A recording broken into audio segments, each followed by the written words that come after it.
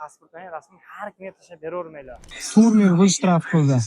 Brendi mashinada kelmasligini tavsiya qilib, shu shunday qilib, mana shu idishga sig'mayapti. Agar Idishlarni solib provoka qiladi qutilarni. bo'lyapti, qarzing bor, krediting borsan, Aeroport Jukovskiga ketyapmiz. Bu yerda mana shunda tog'lar turadi, tog'lar yo'q. Hammasi chotki. Tog'lar yo'q. azlar biz aeroport Jukovskiga yetib keldik. Do'stlar, talablarga binoan O'zbekiston, Tojikiston, Qirg'iziston fuqarodoshlarimiz ichkari qoladi.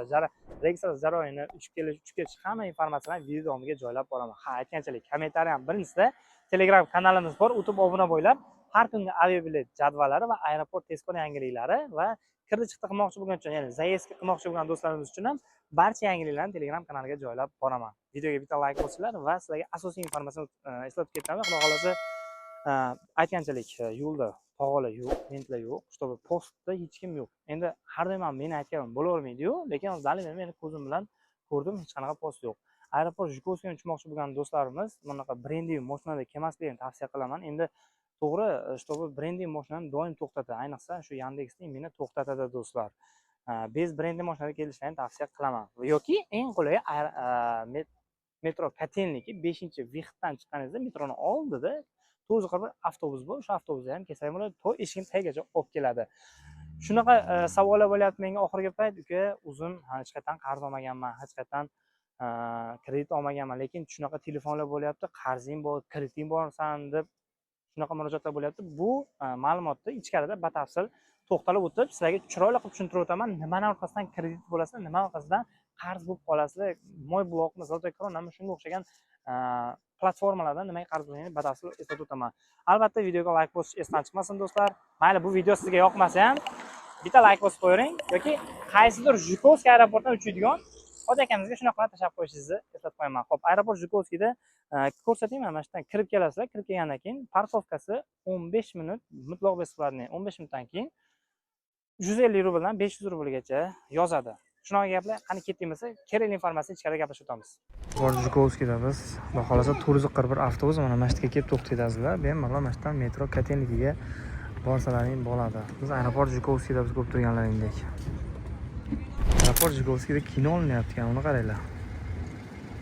Masallah gap yo'q. Kino olinyapti tashqarida. Bu tomon chiqish zonasi, u tomon kirish zonasi. Hozir men ko'rsatib qo'yaman. Bu tomon faqat chiqish, bu tomon kirish. O'zi kichkina aeroport bu. 41 avtobus mana mana shu yergacha olib keladi. Bu degani eshigi tagigacha olib keladi do'stlar. Aeroport Jukovskiyga uchmoqchi bo'lganlar diqqatiga. Mana shunday kirasizlar. Qaranglar, 14 ta tablo bor. Mana shu tablolar aeroport Jukovskiyning tablolar do'stlar.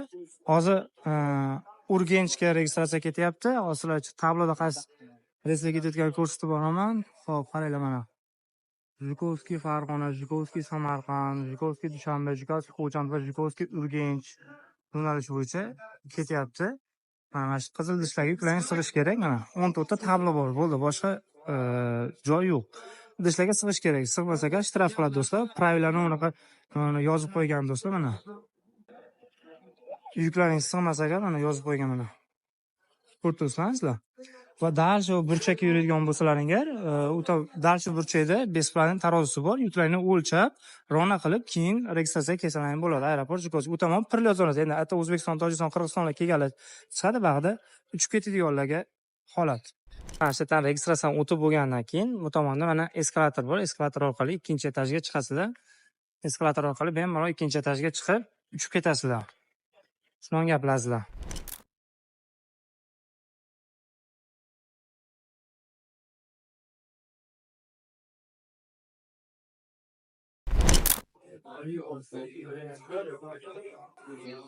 Registratsiya o'tgandan keyin bu yoq ajdana zal kirib ketish, idishlarni solib provoka qiladi qutilarni.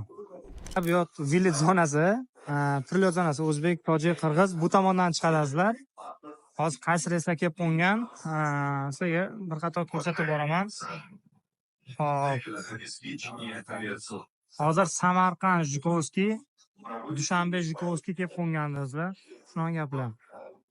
Odamlar chiqayotgan insonlardan harakat qilaman, informatsiya olib berishgazlar. Xudo xolasa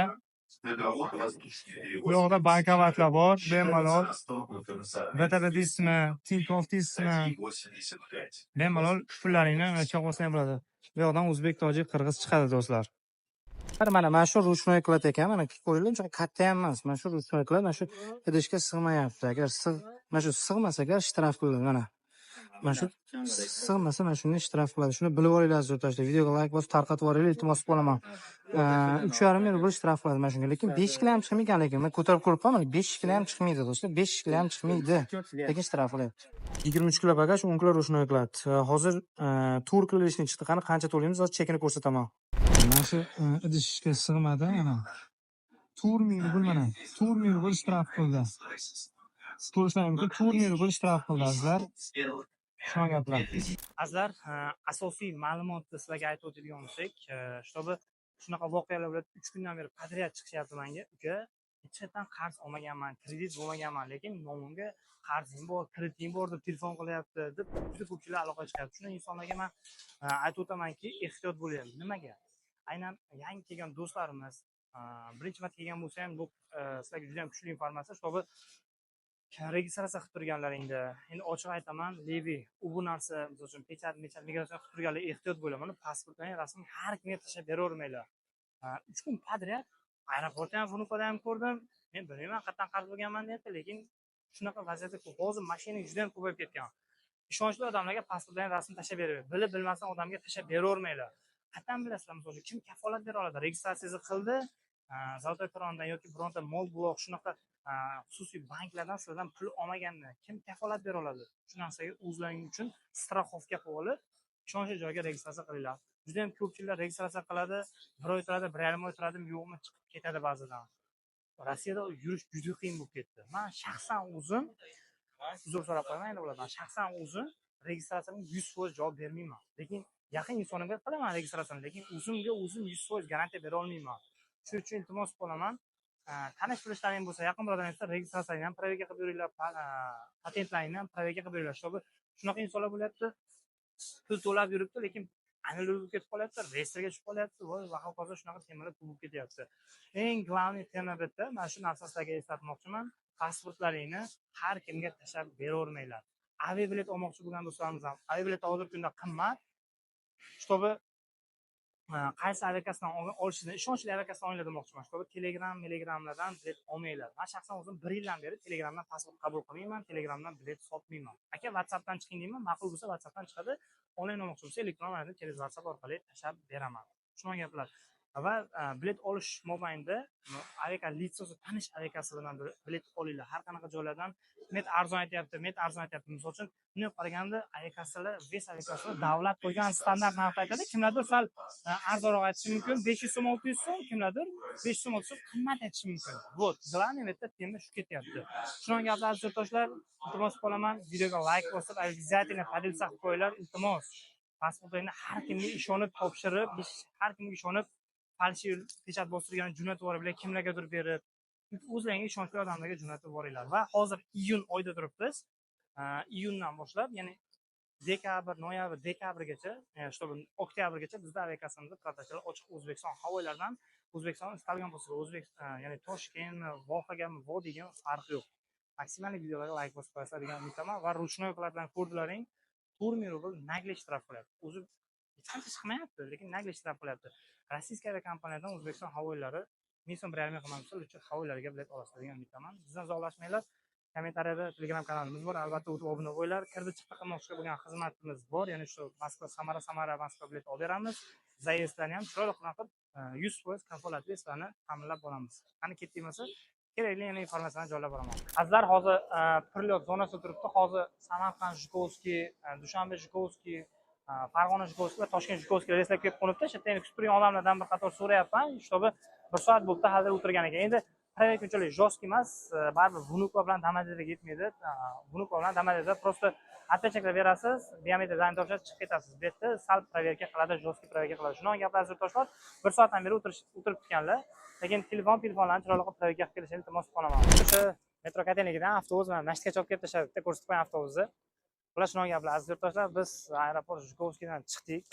Quyidagi videodagi gapirgan gaplar bu chin yurakdan sizlarga abdushi do'stona maslahat bo'ldi. Masalan, bir bunday gapirayotgan gaplarni analiz qilib ko'ringlar, sizlar foydalanib o'ylab gapiryapman. To'g'risini aytsam, aeroportga shu ommaga kerakli informatsiyani yoritib berish uchun kelaman. To'g'risini aytsam, shunaqa situatsiya uchun kelaman va video mobaynida aviakassani reklama qilib ketaman. Aeroportimiz bor, dokumentimiz borlarni kutib olib, kuzatib qo'yish xizmatlari bor. Shunaqa gaplar do'stlar. Xo'p, ehtiyot bo'lishni iltimos qilaman. Qanaqa vaziyatda bo'lishidan qat'iy nazar hozir qalma uchma-uch yuribmiz Rossiyada. Gapni ochig'i uchma-uch yuribmiz. Biz Moskva territoriyasida masalan Hayotbek Ahmedov bor, Yo'ldoshbek Karimov bor, ustozlarim, mana shu insonlar hammamiz biz O'zbekistonlikmiz, biz O'zbekistonlik tarafga o'tamiz. Hozir kommentariyalarda kimlardir negativ yozadi. Yo'q, bizda главный bitta biz o'zbek tarafiga o'tamiz. 100%. Biz o'ris taraf bo'lib olmaymiz yoki bu ular zakon chiqsa, bular zakon tarafiga o'ta olmaymiz. Просто mana shularni sizlarga dehqoncha qilib o'zimiz tilda jaydaricha qilib tushuntirishga harakat qilamiz, qanaqadir yangilik bor bo'lsak. Bunday gaplar do'stlar, arzon biletlar kerakmi, kirib chiqib qilish kerakmi, aeroportda kutib olish kerakmi, hammasini pastdagi nomerlarga обращаться qilsa, shaxsan o'zim javob beraman. Hozirgi kunda bitta o'zimman do'stlar. Qizlab aeroportga kelaman, ofisga boraman, 24 ga 7 ishlayapman desa ham bo'ladi. Sog' bo'linglar do'stlar.